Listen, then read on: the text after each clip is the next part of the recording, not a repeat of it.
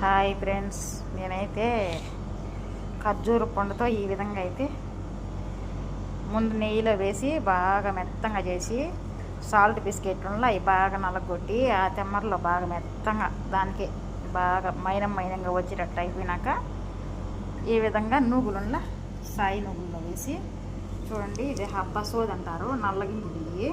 అంటే ఇది కడుపు నొప్పికి కూడా ఈ గింజలు మంచిది. ఈ గింజలు పోసుకొని నోట్లో మామ అయితే నీళ్ళు పోసుకొని తినేస్తుంది ఆమె, కడుపు నొప్పికి మంచిదని. ఇది హబ్బా సోది అంటారు. ఈ తెల్లటి అవి రెండు వేసి తెమ్మరైతే బాబాకు చేసిన ప్రతిరోజు కావాలంటాడు ముసలైన, అందుకని చెప్పి చేసి పెట్టేసినాను.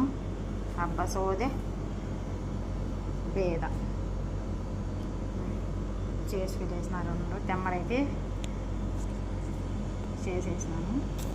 ఈ విధంగా